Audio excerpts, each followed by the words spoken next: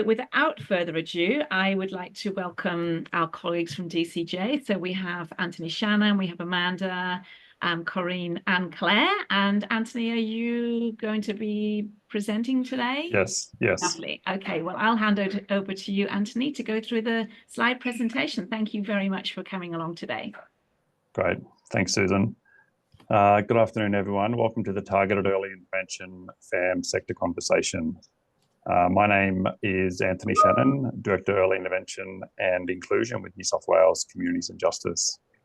Before we begin, I'd like to acknowledge the traditional owners of the land on which we're meeting today. I'm coming to you from Madigal country and pay my respects to elders past, present and emerging, and extend that respect to Aboriginal people here today, and recognise that this land always was and always will be Aboriginal land. I also want to recognise that today is the anniversary of the National Apology to the Stolen Generations and acknowledge that the wrongs of the past and past government practices that have resulted in generational trauma and hurt for Aboriginal people and communities, and acknowledge the importance of early support services in healing, keeping families together and not repeating the mistakes of the past. It is with great pleasure, before we begin, we might just move through to the slide 3, thank you. It's with great pleasure that today I'm able to share with you an overview of the findings and the recommendations of the Targeted Early Intervention Program evaluation. A big thank you to FAMS for hosting this sector conversation today and your commitment to the sector and to early support. This is a landmark report. It provides us with independent, robust, high quality evidence around the impact of TEI. It is highly promising and rich in potential. We know, and you know, that effective early support is possibly the most promising strategy for changing the trajectories of families, children and young people. The weight of the evidence is conclusive. And we now have, for the first time, been able to rigorously analyse outcomes and the economic impact of DCJ's child protection early intervention programs. Embarking on this reform journey, together with you 10 years ago, we hope to be able to reach this point in time. Evaluations of this scale and scope, though, don't just happen. If we trace an arc across the TEI reform years, we will see weave throughout your substantial efforts in advocating for early intervention, your tireless engagement in program redesign and understanding local needs in your communities, and not to mention your trust and labours in implementing a new program data collection. But it is your commitment, your tireless work in delivering services that have a positive impact for families, children, young people and communities that stands out. This evaluation is a powerful validation of your immense efforts. Thank you for all you have done to make this evaluation possible. The first part of this presentation covers how the evaluation was undertaken and what the main findings were. And the second part will provide an overview of the recommendations and some reflections on what we have done in response, what we are proposing to do, and consideration of some of the challenges that we face. You will of course know that the final evaluation report was released at the end of last year, and we acknowledge that there were delays in the release due to the lengthy approvals process. The final evaluation report is available on the DCJ TEI webpage. In December 2022, DCJ commissioned Taylor Fry, working in partnership with Social Ventures Australia and Gamarati Universal Indigenous Resources, to undertake a process, outcome and economic evaluation of the Targeted Early Intervention Program, DCJ's key child protection early intervention program. The purpose of the evaluation was to assess the overall impact of TEI and build the evidence base to inform the evolution of TEI and the commissioning process plan for 2025. And also to provide evidence of the efficiency of programs under each stream of TEI to better understand and support funding decisions, as well as identify areas and strategies for program improvement. The Aboriginal Health and Medical Research Council provided ethics oversight for the evaluation, and the evaluators, working closely with an external Aboriginal reference group, independent of DCJ, consisting of 9 ACOs and ABSEC the state peak, with the ACOs nominating to participate through an open expression of interest process led by the evaluators. The evaluation used a mixed methods approach comprised of 3 parts: a process evaluation to assess how well the overall TEI program was designed, an outcomes evaluation to assess to what extent did TEI achieve its vision and objectives in the short, medium and long term, and an economic evaluation to assess to what extent did the TEI program represent value for money and deliver economic benefits to the community and to government.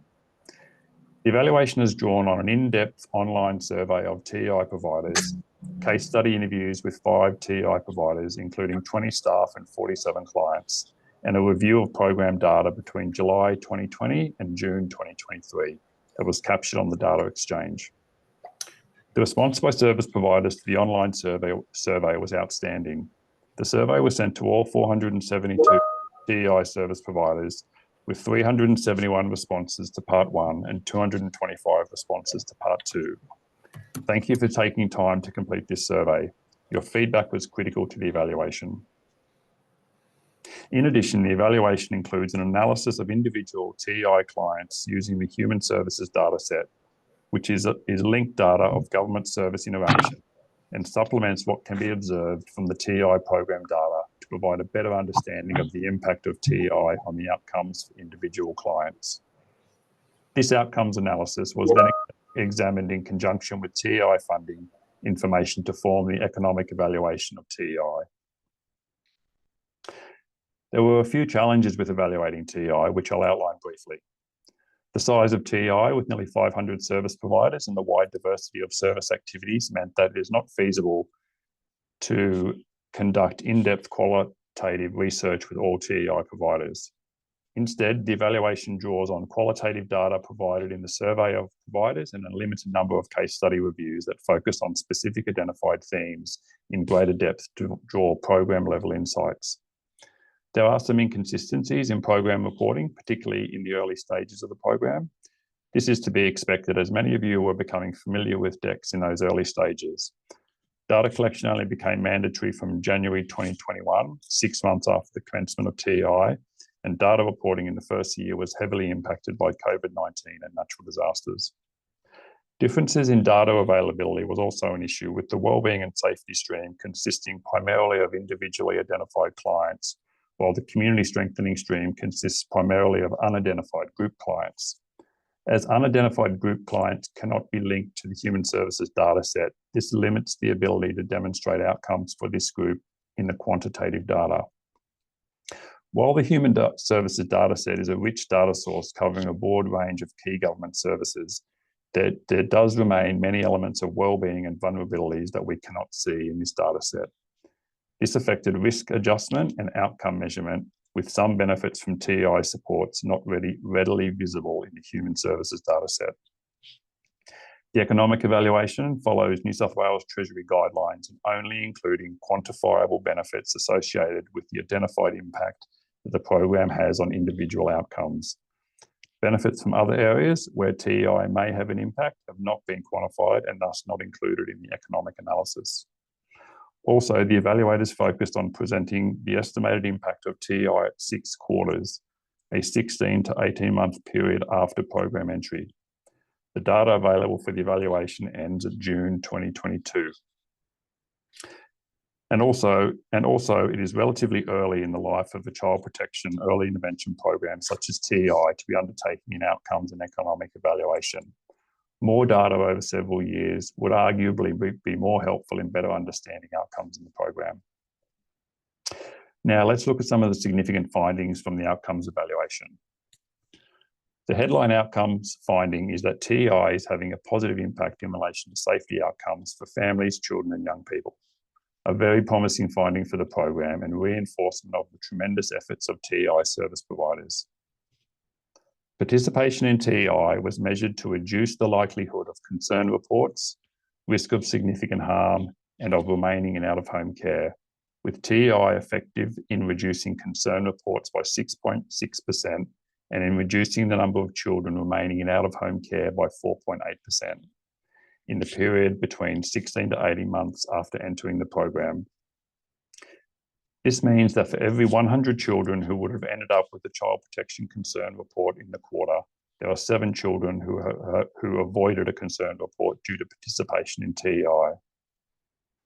While the measured reduction in risk of significant harm was not statistically significant, the evaluators believe that it is more likely that this is due to not having a sufficiently large sample size for analysis, rather than TEI genuinely having no impact on reducing risk of significant harm. This is because the measured reduction in risk of significant harm is similar in magnitude to the reduction in concern reports, which is statistically significant. And fewer concern reports should logically result in fewer cases being screened in at risk of significant harm. TEI was also measured to have a more substantial absolute impact on the likelihood of concern report or being screened in at risk of significant harm for children already known to the child protection system compared to children with no prior contact with the system. But its relative effectiveness is comparable across both groups. Additionally, the evaluation noted that the likelihood of remaining in out-of-home care is reduced by 4.8% in relative terms at the sixth quarter of TEI support. The evaluators identified counselling and specialist support services to have provided larger outcome improvements for clients. From the community strengthening stream, clients who access service types from community centres and neighbourhood centres were seen to have a positive impact in relation to safety outcomes. This is consistent with what providers have flagged to be an effective design factor, with neighbourhood and community centres providing a place for people in the community to meet and connect, and as soft entry points for referral to other services.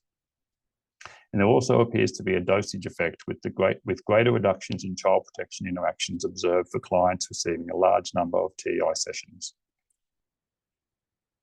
The main quantitative findings are complemented with qualitative evidence that suggests further positive impacts on outcomes. There is evidence that participation in TEI led to increased referrals to key services such as housing, which shows that TEI providers are connecting clients to services they need. In particular, specialist homeless services and mental health service presentations increase after TEI entry, which suggests that providers are making referrals in response to client needs. While TEI aims to influence a broad range of outcome domains, the evaluation was not able to quantify the impact of TEI on additional outcomes, such as education and employment, due to changes in data or lack of data. Provider feedback suggested that TEI influences a wide range of outcomes, particularly related to sense of belonging in community, participation in community, empowerment and self-determination, and the health of children and young people. Providers believe that delivering flexible and adaptable services which are based on strong relationships and connections with clients and community is key to achieving outcomes.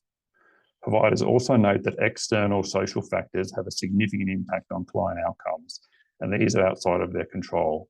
For example, the impacts of the COVID-19 pandemic, multiple natural disasters, and the rising cost of living. Providers emphasised that adequate funding was also crucial to their ability to achieve outcomes with clients. Of note is that individual clients are generally satisfied with TEI services they receive and believe that providers have listened to their needs and helped them to better deal with issues they sought help with. This is a positive outcome for the program and reinforces other positive feedback collected from providers and client interviews. When we look at findings relating to Aboriginal children and families, the evaluation indicates that Aboriginal children and families were measured to have experienced a greater absolute reduction in concern reports and risk of significant harm reports than non-Aboriginal children, although noting that Aboriginal children have high rates of interaction with the child protection system even before accessing TEI. The proportion of Aboriginal people who have received services from Aboriginal community-controlled organisations has also increased over time, as has relevant referrals for Aboriginal people.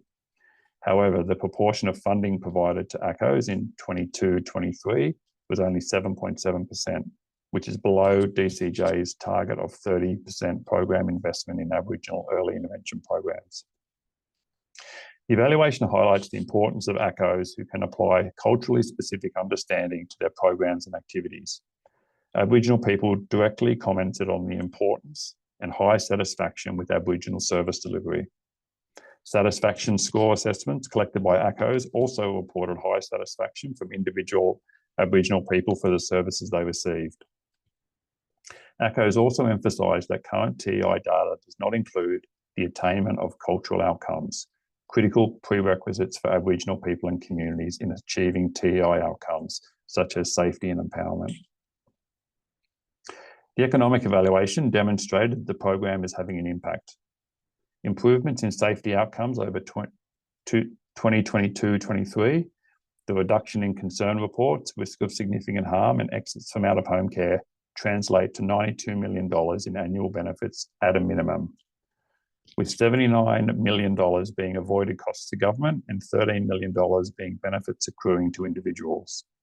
This compares to a total program cost of $181 million. This translates to 51 cents of quantifiable safety benefit for each dollar spent on the TEI program. However, when we look only at funding to individual sessions in TEI, 66 cents of safety benefit was found for each dollar spent. Other potential benefits remain unquantified, as the benefits calculation only includes safety benefits for individuals identified in the Human Services dataset, as these were the only improvements found by the outcome evaluation with strong evidence that improvements can be attributed to TEI. The evaluators suggested that there are likely additional benefits that should be considered in the economic evaluation. These include other outcomes that are not well reflected in the program data, such as domestic and family violence victimisation outcomes. The evaluators also note that there are also likely service system navigation and service access benefits, which have consistently been a key benefit cited by stakeholders, but these could not be quantified via program data. As the outcomes analysis relies on individual client data, there are a substantial number of TEI participants who only identify as group clients when no outcomes analysis was able to be undertaken. In 2022-23, there were 1,133,760 unidentified group clients. This also means that there are potentially unknown benefits for approximately 40% of the program funding that goes to the community strengthening stream. Just on that finding, we in DCJ consider this a real opportunity to think about how we can unlock and quantify the existing positive impact of community strengthening. Whilst immediately we can support the sector to lift individual level data with those community strengthening activity types that lend themselves more to individual client data, such as community playgroups, we recognise that work needs to be done within government on outcomes evaluation methodologies that give primacy to community level impact and qualitative analysis, including the voice of service users. We also recognise that there will always continue to be a number of unidentified clients in community strengthening, which is appropriate for some of those activity types.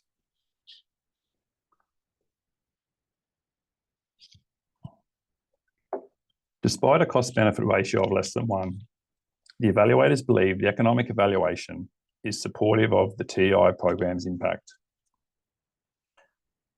With relatively few comparable public cost-benefit analysis to benchmark against, the evaluators consider that many government projects would likely struggle to prove positive benefits if focusing on future avoided costs to government.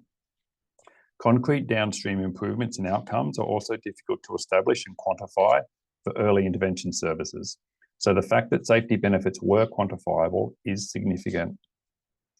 Following New South Wales Treasury guidelines, the benefits calculation only includes safety benefits for individuals identified in the outcomes analysis, where robust evidence exists through statistical analysis.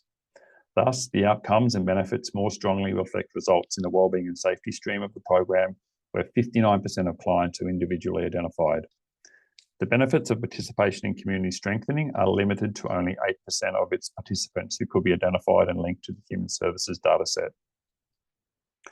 Also, given the low volume of individual clients, especially for the community strengthening stream, statistical analysis of benefits for each program activity was not conclusive, and hence the evaluators have not compared cost-benefit ratios by activity type. Let's now look at what the evaluation tells us about the program's standard client and community outcomes reporting, something I know you are very interested in. The evaluation has found that the circumstances and goal scores are useful indicators of client outcomes, both when looking at values at a point in time, as well as changes over time. Scores are a helpful outcomes monitoring tool for the program and for informing service provision for TEI providers. It's worthwhile noting that whilst the evaluators utilised the Human Services dataset and program data to determine client outcomes, the evaluators also looked at how score compared to those outcomes. Clients with higher scores recorded at a point in time have a lower observed likelihood of experiencing adverse outcomes in the quarter following the score assessment, while improved scores for an individual over time is also indicative of improved outcomes, especially when the nature of the score domain is closely linked with the underlying outcome. For example, the personal and family safety score is highly predictive of safety outcomes. The evaluation also notes that results from community scores are closely tied to themes of community and empowerment that align strongly with evidence collected from providers and clients. This provides valuable insight regarding community outcomes, which is not easily captured in government administrative data sets. Let's now look at the key findings and opportunities from the process evaluation. And some of this information notes findings from the interim evaluation report, which we have previously covered with you. This includes progress made against most of the TEI reform aims, positive feedback on TEI processes from providers, TEIs reaching priority groups, and the need to clarify the role of TEI in the broader service system, and the need to streamline the TEI program structure. And also that most providers believe TEI is culturally appropriate, but improvements still need to be made. The final evaluation report has refreshed these process evaluation findings, noting that additional progress has been made against implementing TEI reforms, including needs-based commissioning, with additional qualitative analysis reinforcing the need for a review of funding allocations. Further quantitative research highlights areas of relatively low reach in funding, with significant variation in the share of funding in a region going to the wellbeing and safety stream without an obvious relationship to risk factors or needs. While funding targets for investment in ACOs have not been met, DCJ has renewed its commitment to this investment, and DCJ is also committed to embedding Aboriginal-led commissioning principles in the TEI program. The TEI evaluation made a number of recommendations, which we commit to working with you on to improve the program.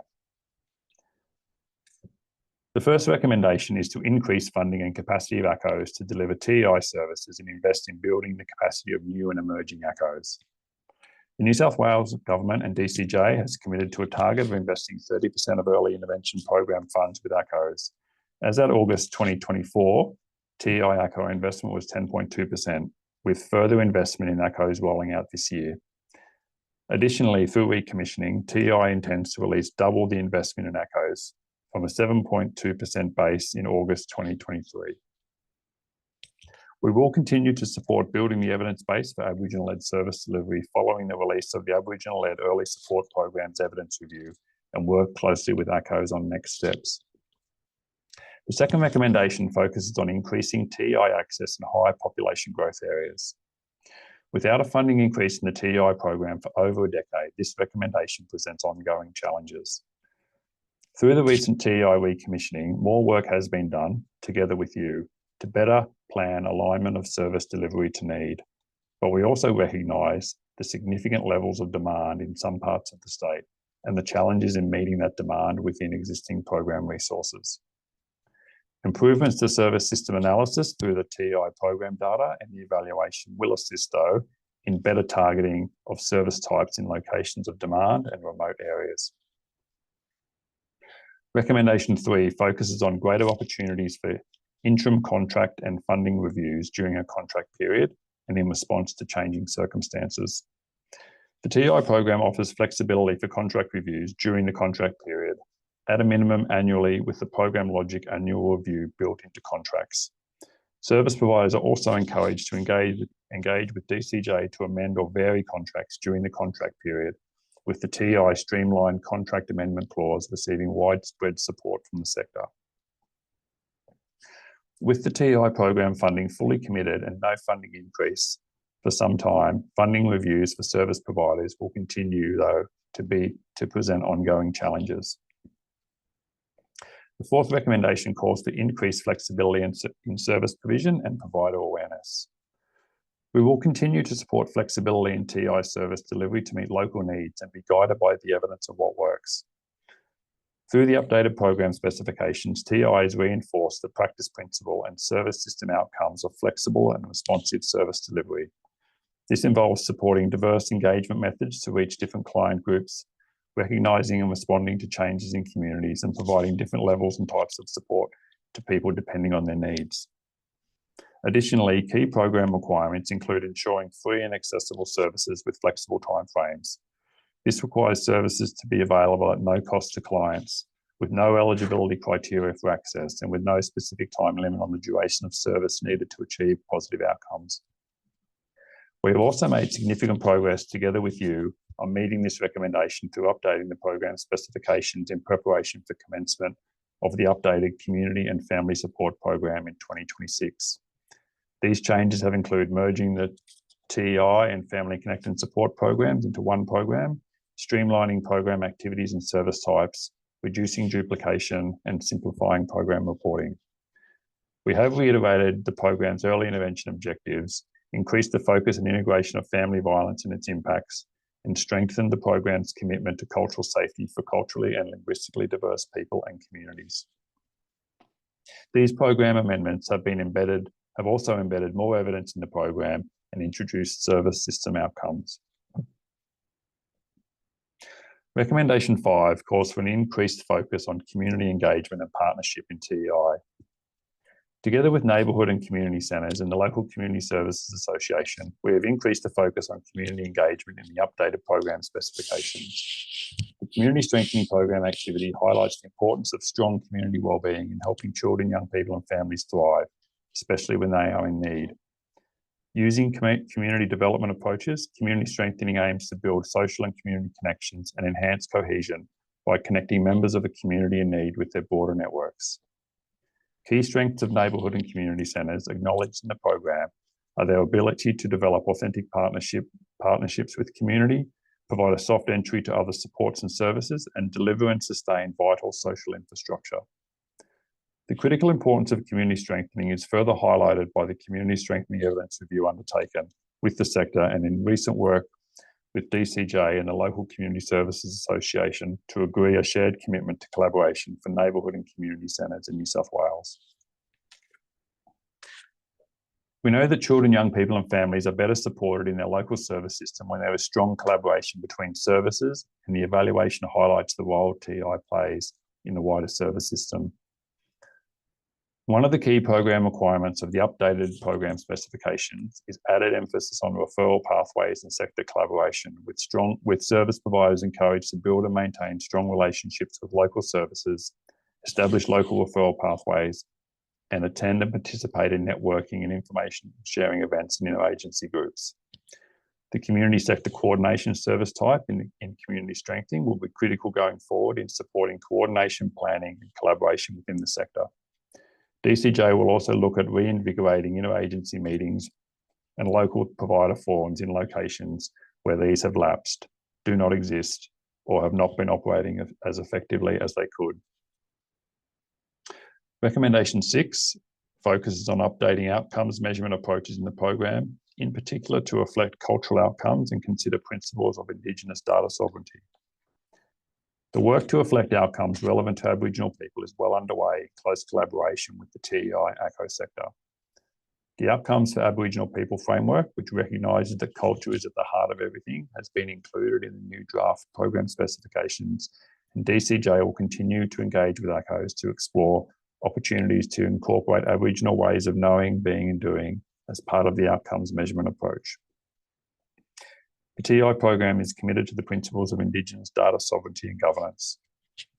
Aboriginal service providers in the TEI program currently have access to all data collected and reported by their organisation and can access and share that data with their stakeholders and community at any time. The TEI program data at a state and local government level are also currently publicly available. But we recognise we need to do more with Aboriginal service providers to support their engagement and leadership in decision-making about data with their communities. This recommendation also calls for better recording of individual clients, as this will facilitate better outcomes measurement. The evaluation notes that DCJ already has a data quality improvement strategy in place and that many of the data quality issues observed through the evaluation are already in the process of being addressed. We will continue to support the implementation of this strategy with you. We recognise we also need to look for ways to strengthen outcomes measurement for community strengthening services. The evaluation recommends that we continue the use of community scores that can capture empowerment and cohesion outcomes. The final recommendation of the evaluation looks at defining the focus of future evaluations, something we will look to do together with you over time. We will continue to engage with you and broader stakeholders about the evaluation findings and recommendations, and continue to work closely with you to finalise the draft updated program specifications. If you have any feedback or questions, particularly about how this relates to the program specifications, please reach out to us at the TEI mailbox. We also have another FAM sector conversation in March, which will be an opportunity for you to ask questions and give us feedback related to the draft specifications. There are important insights in the evaluation that we can learn from, including what is working and where we need to focus our attention to keep improving. And importantly, we'll use this evaluation as key evidence to continue to make a strong case for increasing investment in early intervention. Thanks for your time today. Happy to answer any questions and listen to any comments. Thanks, Anthony. That was really a long explanation. Yes. I'm wondering whether if someone just asked you quickly, what did the evaluation tell you, what would you say?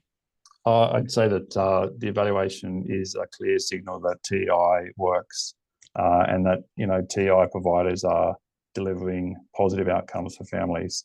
It's cost effective as well. Brilliant. Thank you. It's always good to have it in a nutshell. Has anyone got any questions that they would like to ask? I can't see Kaz, so I'm going to have to refer to you if anyone's got their hands up. I think there might have been a couple in the chat too. There are a couple in the chat. I might, if it's okay, hand over to Lauren, who has been looking at the chat while I was presenting and collected some of them, I believe. So I did. Hello. Okay, so let me just pull it up. I've got a bit of a Word document where there was just a couple. So the first one was, why were the sector development organisations not included, and mainly one sentence in the evaluation?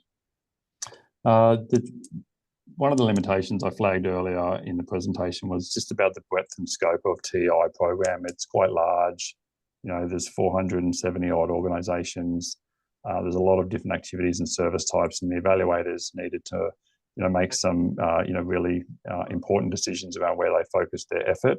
And unfortunately, we weren't able to pick up and look at all the individual different components of the program. Sector development, is an important part of the program, as I flagged in the presentation, and will continue to be. Thank you. The next question is actually from Margaret. And Margaret, I can see that you've got your hand up anyway, so I might let you speak to your own question, because it may have evolved as the presentation went on. Thank you. I have read the evaluation with eye strain and over a couple of days, and now it's really good for weightlifting as well as the content, the heavy weight that we all bear. The issue that I had was, there's an ongoing issue with undisclosed clients. And I think that we all need to be asking, why is that so? I think it comes down to time, cost shifting away to do the admin for this. So I think that there needs to be a really big discussion about that. But I had concerns in reading the evaluation that why was the community strengthening? I feel really despondent at the moment on behalf of those organisations and myself, I suppose, as to undisclosed client data there are metrics that could be used, but even in the wellbeing and safety streams, and I know they're doing it from a metrics and data viewpoint, they were saying quite extensively through the document that they didn't consider the cohort size to be large enough to really validate. To me, that is concerning. I think what was really great, they also made the statement that there isn't a lot of comparative data investigations, and I think that's an endemic issue about the sector. We don't have funding to actually prove our worth as well. The other thing, I suppose it's a little bit of a concern to me when they're saying it's not statistically valid, but they only interviewed 5 services with a heavily regional focus. And a lot of those organisations were very large organisations in the scheme, and it would have been great to see, say, a medium-sized neighbourhood centre actually thrown into that cohort, because I don't think that 5 services and the number they did are statistically relevant if we're getting into that. It would have been, I don't think it was no disrespect to those services because they're doing a great job, but I just didn't think it was that relevant to really evidence some of that things. And I was just interested in how that was actually attained, those numbers. And I realise that services would have had to give their consent to do that. So yeah, thanks. They're my main comments. But what a bloody big piece of work. Yes, it is a big report. Thanks, Margaret. I guess the first thing to say around community strengthening is, look, the evaluators did kind of highlight that some of the challenges around where there wasn't sufficient individual data to draw conclusive analysis around outcomes and economic benefit. And part of that is, yes, limited to the way that New South Wales Treasury guidelines require evaluators to approach that. It's a challenge. But I think encouragingly, though, there was quite a lot of feedback and qualitative analysis around the impact of community strengthening, the positive impact of community strengthening. And I think that's really reassuring. We know that community strengthening is important. It continues to be, a major part of our program going forward. And I think some of the challenges that the evaluation highlighted around how we kind of government can understand community level impact are something that we need to take on board. But I don't think that's in any way a reflection of the quality of work that the community centres are doing. I think the recognition that LCSA and DCJ have come together to agree, a shared collaborative commitment around the importance of neighbourhood and community centres, just reinforces the fact that, we think that, neighbourhood and community centres are critical social infrastructure and vital to, any early support system. Anthony, Second, sorry, you go on, sorry. Oh, I was going to move on to the second part of your question. Okay, I just want to say that I think that's reflective of how poor DEX is as a measurement. It also underreports, and I've asked DCJ to develop a metric, if they could develop a metric around that underreporting, not being able to measure, I've been going on about this for years, Anthony, not being able to measure a client that comes in for something and then something else. There's significant underreporting in DEX, and I suppose that is some of the actual issues about DEX. I don't think it's necessarily reflective of the work that's being done, and it is problematic. And it is really set up for disclosed client, and that's what it was set up through DSS4 for federal programs. So I think that that's a little bit of an issue that needs reflection on as well. Thanks. Yeah. No, look, I was just going to say, the data issues, the challenges around the data issues in any large data set and understanding outcomes, is a challenge. Some of the qualitative analysis, is really important to kind of flesh that out. In terms of the number of service providers, look, you're right, 5 is not a large number. Some of those organisations, actually were small organisations. It's difficult. We've got a large number of providers. The evaluators only have so much time. They need to make, really, I guess, difficult decisions around where to focus their effort with the evaluation, and the methodology they used kind of, looked at a small number of organisations, but, the evaluators were, reassuring that was enough for them to draw some really positive conclusions around the impact of the program, and some really good learnings as well. But certainly, I think, future evaluation work, could do more in that space. And that's kind of one of the recommendations of the evaluation as well. So, Anthony, they may be small in size of the TEI contribution, but as overall organisations, they're actually sitting all in the large, except I couldn't get the ORIC data on Gujinjang. But all the others sit at 9, 57 million, 26 million, 670 million. So it would have been really great to get a middle range neighbourhood centre in there, but it's been and done and you've got to go with what you did. So yeah, thanks. Thanks, Margaret. Beautiful. Next was Julie. Hi, Julie. Hi, Susan. Hi, Julie. Lower. I'm out of practice doing this. So full disclosure, I haven't read the report. I didn't spend my Christmas reading it for that. I do not apologise. So I've got a comment and then a question. I just really want to acknowledge that DCJ made a commitment years ago to do this evaluation, because the sector has said for decades that we are all small organisations. We don't have money to do or time to do evaluations. And this is the first time that DCJ has actually committed money to do a baseline evaluation of the economic benefit of all of the work that we do with people. So I genuinely think that needs to be acknowledged, that we've got a baseline now that we've never had before. And I think what the report shows is the enormous buy-in and level of trust that the sector had to implement a drastically new system that everybody knew was imperfect. But the fact now that you've got data that you've never had before, again, we've got a baseline to keep working with. So my two questions are, given the DCJ knows that TEI, in the whole scope of the money that you spend across homelessness and domestic violence, and particularly out-of-home care, is there an ongoing commitment from DCJ to keep building on the evaluation of the program? Because we're a further 2 years in, you've got implementation data. You're going to, in the last 2 years, you will have better quality data across the board. Is there a financial commitment from DCJ to keep doing this work in the same way that it has committed to other much bigger programs? And then my second question relates to DEX. At the end of last year, there were changes to the Privacy Act, which I know is a federal piece of legislation, but it fundamentally shifts the not-for-profit sector's responsibilities and legal obligations around what data it is allowed to collect and then store, which puts us in some respects even more at odds with DEX, where there is a minimum data set.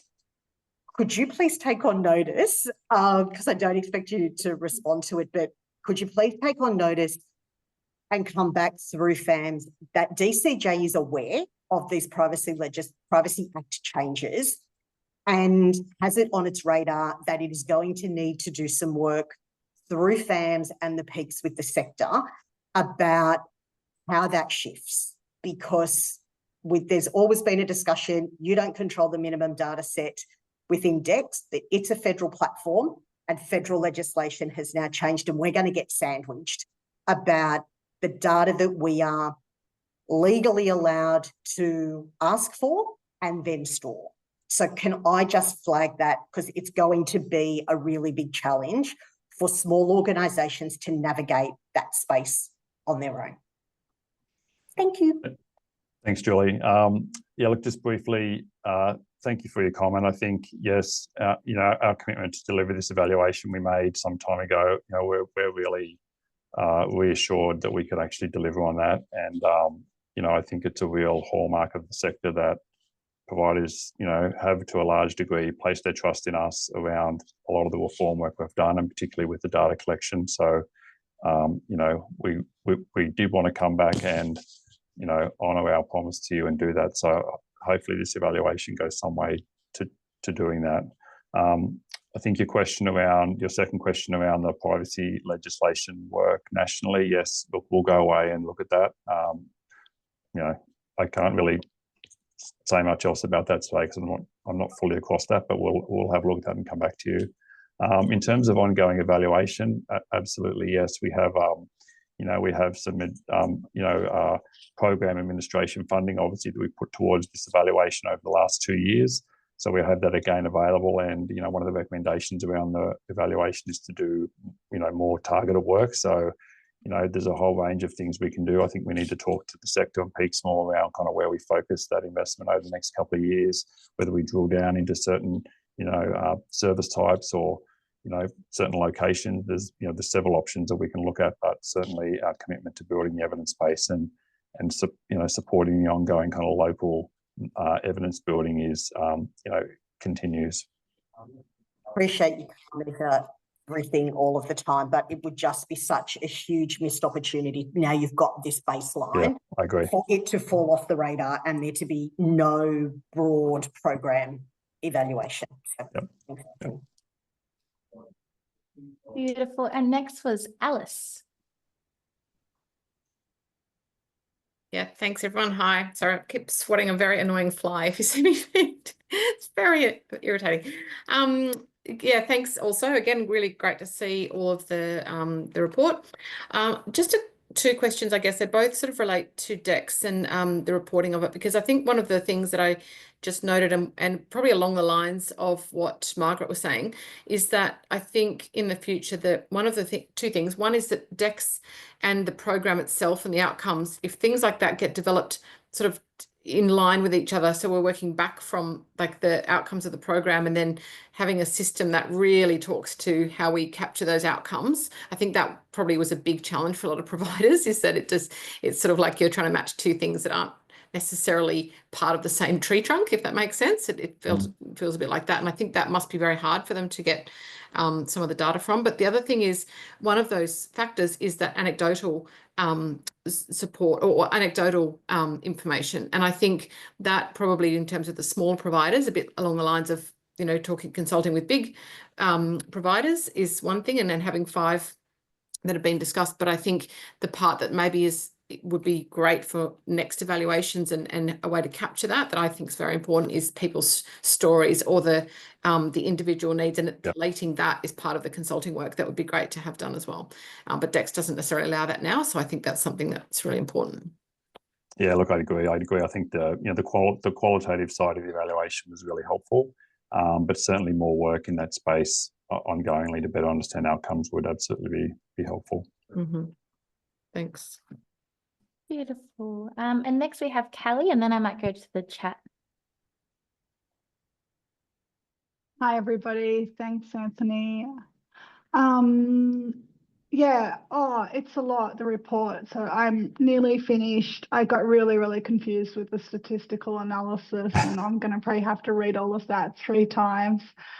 My comment is mainly, or my question is mainly looking forward. They spoke about the evaluation definitely confirming the need for a new approach to funding. And so I'm just curious, it says that the reallocation of existing funding based on local need. Just wondering how the local need was assessed. Yeah, so that really talks to, I think, some of the conversations really we've been having with you, or not you, the sector more broadly, like over the last couple of years. We know with the TEI program, you know, we have a lot of historical funding allocations across the state. Funding was allocated years ago. Where funding is being delivered now is not necessarily the places of highest need. And there's been no opportunity for us to move any of that funding when we did the reform 5 years ago. As you probably remember, you know, the government decision at the time was every organisation got to keep their funding, but we could work with them around what they delivered. So we know historically when we look at any kind of resource allocation model, you know, any kind of socioeconomic indicators and other factors around, you know, levels of relative need across the state, we certainly know that we have places that need greater investment, and we have places where there's you know, significant investment where the need is much lower. This is an ongoing problem that we haven't been able to resolve without any new funding.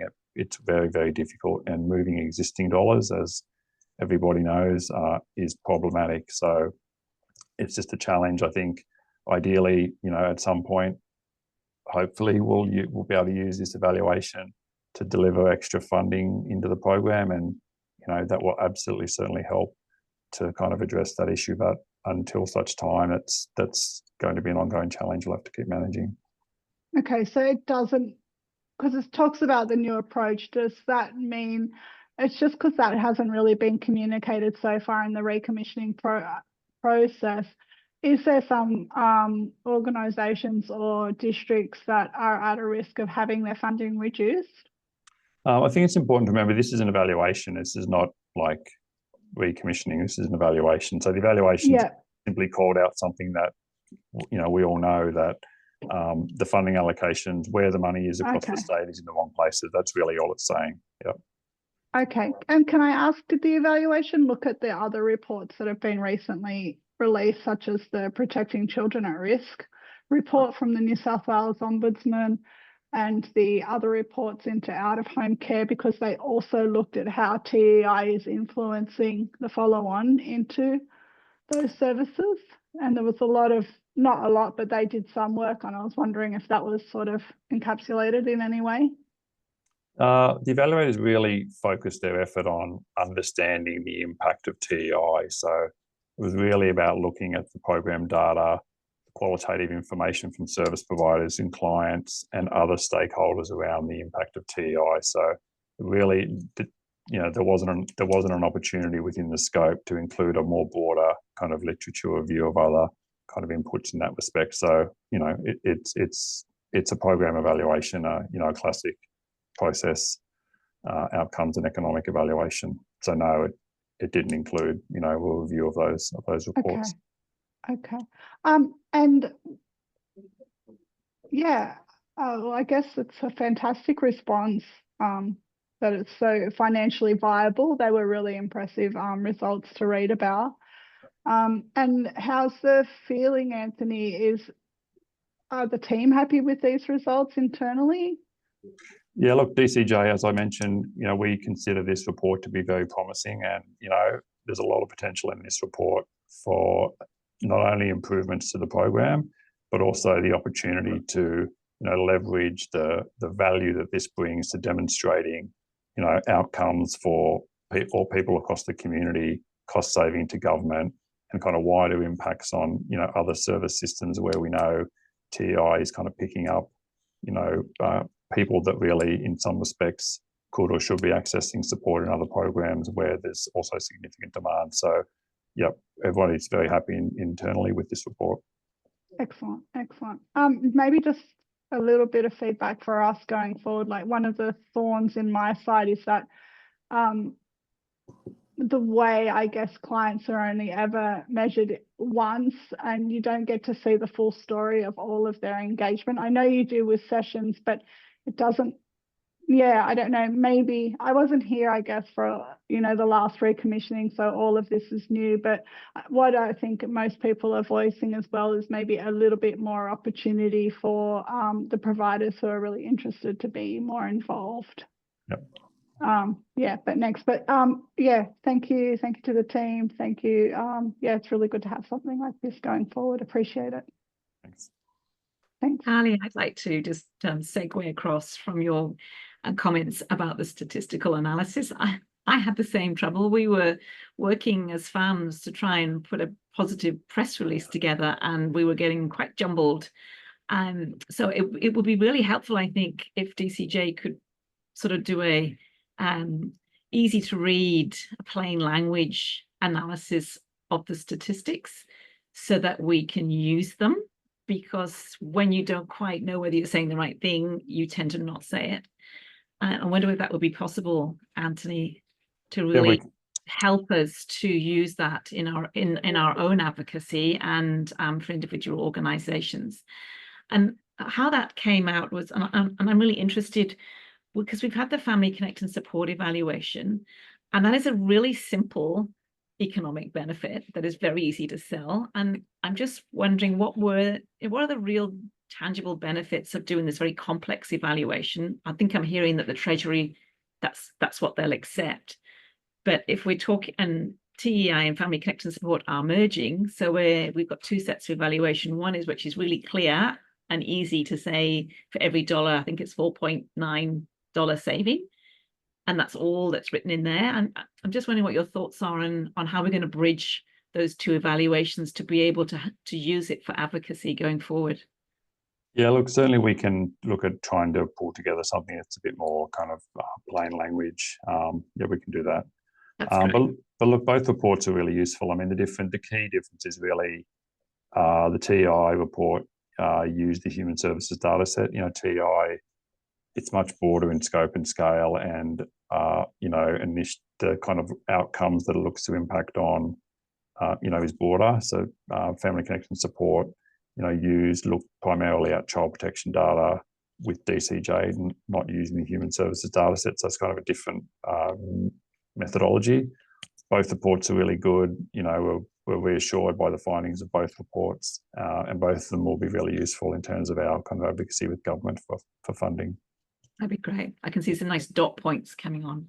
That we can really sort of chunk it down and be able to interpret amongst ourselves onto others.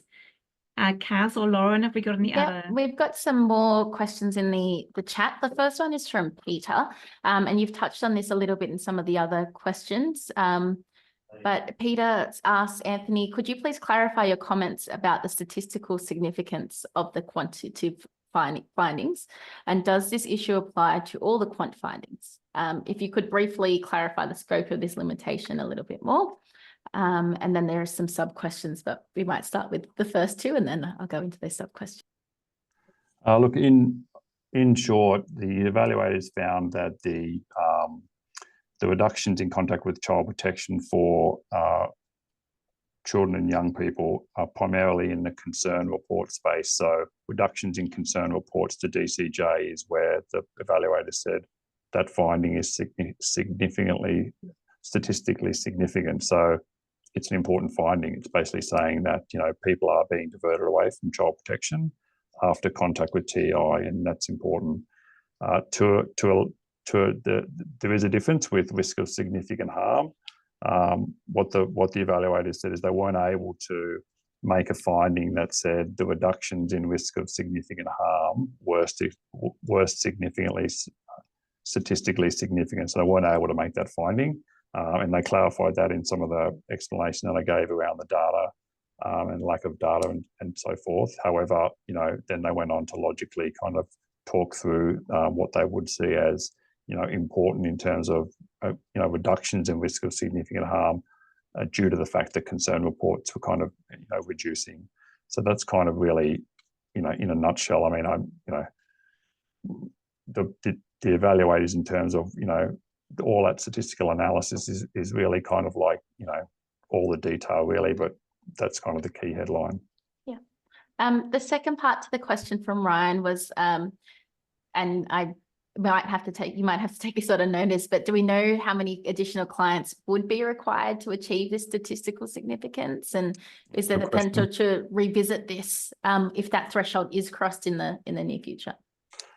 Good question. I don't know the answer to that, and the evaluators are a bit reluctant to kind of put any numbers on that because there's, you know, from what they've explained, there's a lot of kind of, you know, factors that kind of go into their analysis. So yeah, unfortunately, it's not as simple as kind of, you know, coming up with a threshold number. Yeah.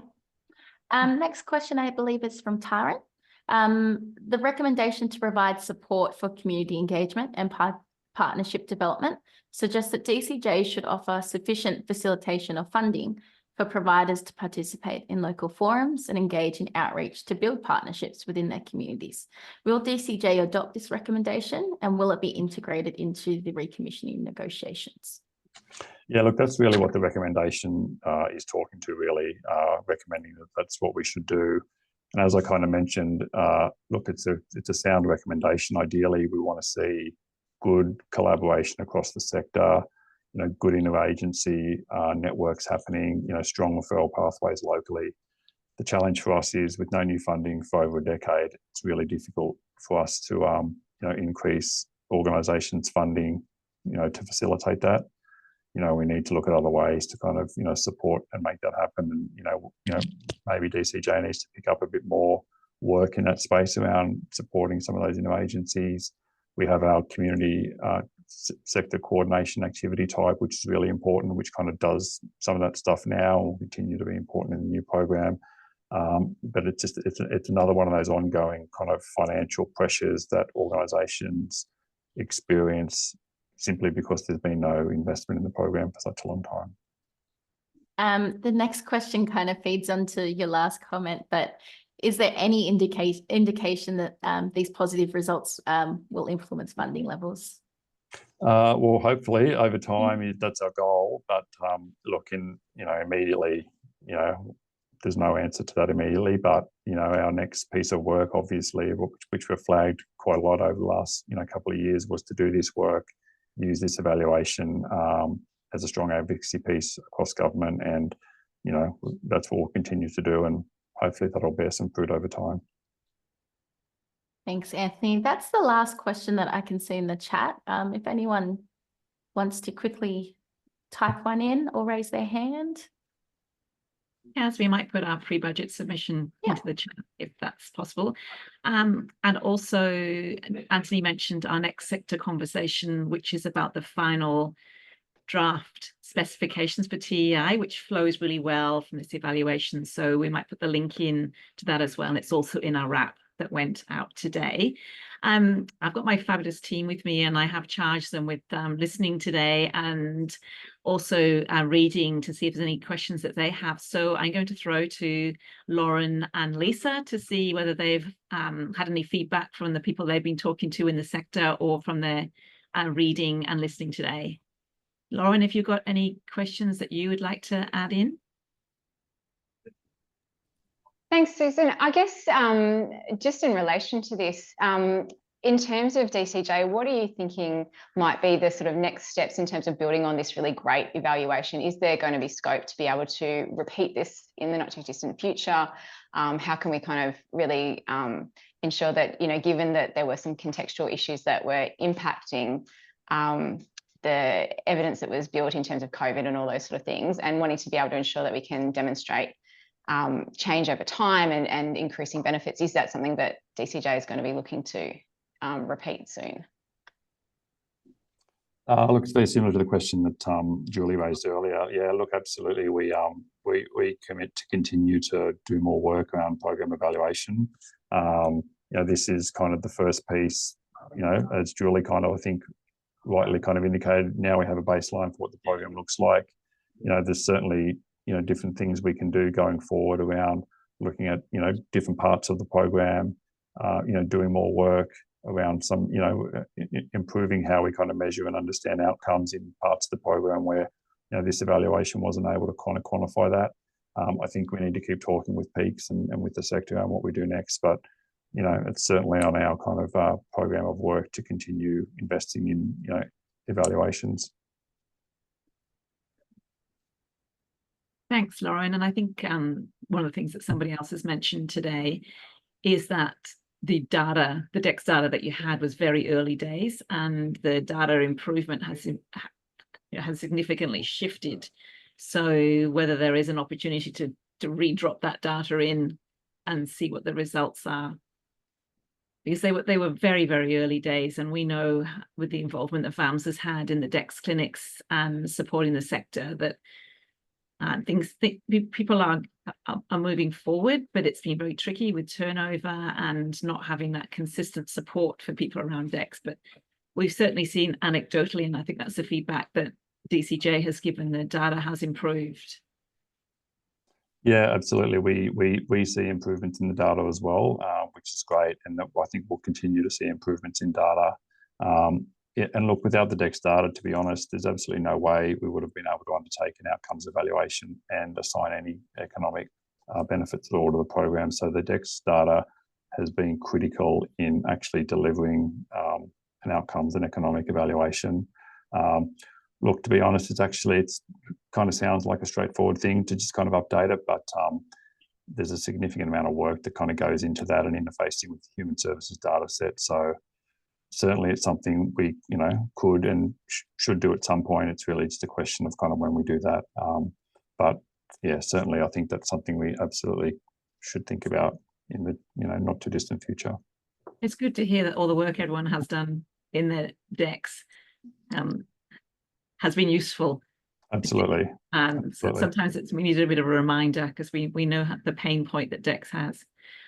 Lisa, are you? I can't see you, but do you have a question on behalf of reflecting to on what you were saying about the subset of data was actually from 2-3 years ago, and we know there's a much more depth and wealth in the data set that's now. So your same question, can we somehow update that information, or have a conversation with Treasury to not just use the targeted data that's identified clients, because mainly it's the targeted stream, and look at some of the community support stream with identified data, but that would have increased over the recent sort of 12 months, 24 months I've been working in this space in particular. And I guess also to look at the opportunity that we know that some of the contracts are really fit for purpose for the organisations they're working with. So look at those contract negotiations, for me, is part of this advocacy piece, that the DEX is now evidence of the work that's being done and the capacity of organisations to continue to do the work and meet those outcomes or change the outcomes based on what's actually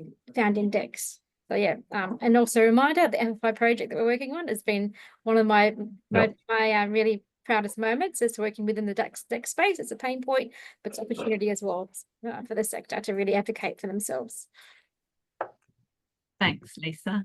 I noticed, thank you, Kaz. The wrap goes out this afternoon. Don't panic. If you haven't received it, it usually does go out in the morning. It now goes out fortnightly from FAMS that we thought would be very helpful to have the wrap with the recording in today. We just had one question come in, if you don't mind. I'll add this question quickly. This question's from Rob. He just is wondering how the evaluation is impacting the conversation about foundational supports and next steps there.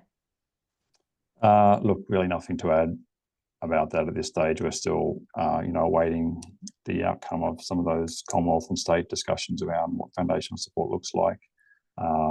And then once we know that, absolutely, we can talk more to the sector around what the implications are. Thanks, That's Anthony. not all our questions, Kaz. That's all of our questions. Okay. Well, rounding up, I think there's a general agreement, but that is a great big piece of evaluation that needs breaking down even more than we managed to do today. And it's great, Anthony, for your commitment to try and break it down even more into easy to read and interpret language for people like me who don't have that research background, and we really like to be able to use it for advocacy. Thank you, everybody, for coming today.